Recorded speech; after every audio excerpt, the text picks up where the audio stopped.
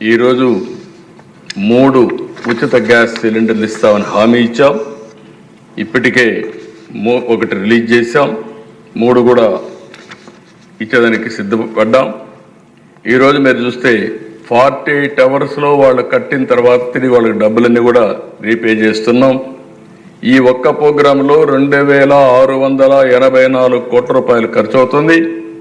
ఇప్పటికే 1 కోటి మంది రిజిస్ట్రేషన్ చేసుకున్నారు. 80 లక్షల మందికి ఇచ్చాం. 686 కోట్ల రూపాయలు ఈ కార్యక్రమం కింద 93 లక్షల మందికి ఇప్పుడు లేటెస్ట్ మనోహర్ గారు చెప్పినట్టు 93 లక్షలకి ఇచ్చాం. దీనికి ఎప్పటికప్పుడు ఎవ్వరికి ఇబ్బంది లేకుండా ఇచ్చే కార్యక్రమాన్ని తీసుకుంటాం. దీపం పెట్టింది నేను మొట్టమొదటిసారి ముఖ్యమంత్రిగా వచ్చినప్పుడు పెట్టాం అధ్యక్ష సమైక్య ఆంధ్రప్రదేశ్లో. ఈరోజు మళ్ళీ గర్వంగా ఫీల్ అవుతున్నాం. ఆడబిడ్డలు ఎవ్వరికీ ఇబ్బంది లేకుండా వంట గ్యాస్ ఉచితంగా ఇచ్చే కార్యక్రమానికి ఎన్డీఏ శ్రీకారం చుట్టాం. ఇది ఒక పెద్ద అచీవ్మెంట్ అని చెప్పి కూడా మీకు తెలియజేస్తున్నా. ఇదే కదా దిశ. ఈరోజు ఈ సభ ద్వారా నేను ఒకటే హామీ ఇస్తున్నా, తొందరలోనే ఇప్పటికీ డిఎస్సి అనౌన్స్ చేశాం, దానికి కూడా శ్రీకారం చుడతాం. రాబోయే సంవత్సరం 16,384 ఉద్యోగాలు ఏవైతే చెప్పామో రిక్రూట్ చేసి ట్రైన్ చేసి పోస్టింగ్స్ ఇచ్చి పాఠశాలలు ఓపెన్ చేస్తామని చెప్పి కూడా నిరుద్యోగులందరికీ హామీ ఇస్తున్నాం. దానికి కూడా శ్రీకారం చుడుతున్నాం. ఇది కాకుండా దిశ ఇబ్బందులు ఎన్నున్నా ఇచ్చిన హామీలు నిలబెట్టుకుంటామని చెప్పాం. మే నెలలో తల్లికి వందనం, ఎంతమంది పిల్లలున్నా అంతమందికి డబ్బులు ఇచ్చే కార్యక్రమానికి శ్రీకారం చుడతాం. ఆ కార్యక్రమాన్ని కూడా ముందుకు తీసుకెళ్తాం. ఇంకో పక్కన రైతు భరోసా ఏదైతే చెప్పామో next installment government of India ఇస్తుంది.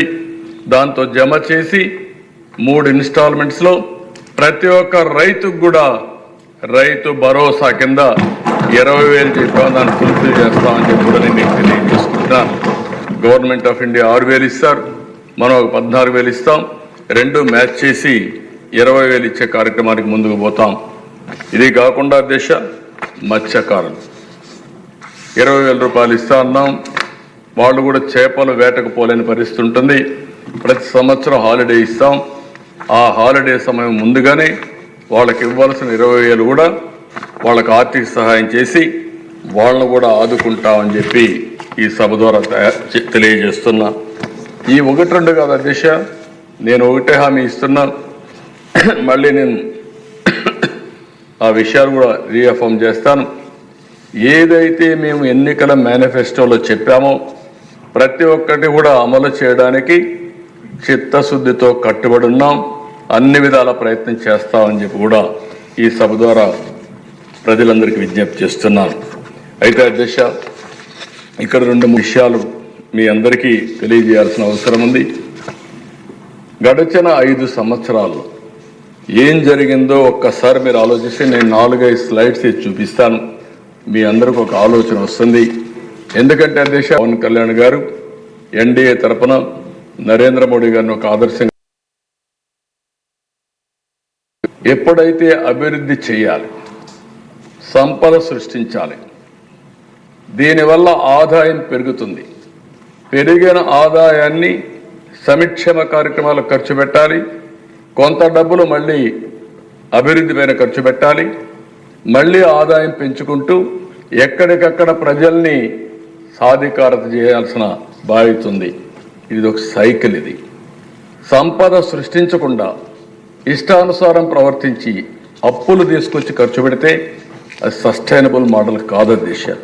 ఆ విషయం చెప్పడానికే నేను ఈ 4 స్లైడ్స్ మీ ద్వారా ప్రతి ఒక్క మెంబర్కి కానీ రాష్ట్రంలో ఉండే ప్రజలందరూ కూడా ఆలోచించుకోవాల్సిన అవసరం ఉంది. అభివృద్ధి జరిగితే ఏం జరుగుతుంది, సుపరిపాలన ఉంటే ఏ విధంగా ఉంటుంది, అభివృద్ధి జరగకపోతే ఎలాంటి ఇబ్బందులు వస్తాయో మన రాష్ట్రం 5 సంవత్సరాలకు ఉదాహరణ. ఆ విషయమే నేను ఒకసారి ఎక్స్ప్లెయిన్ చేస్తాను అధ్యక్ష. నెక్స్ట్ ఆ స్లైడ్స్ అండి. ఇది ఒక్కసారి చూస్తే అధ్యక్ష 18-19 11.4% గ్రోత్ రేట్, 19-20 5.2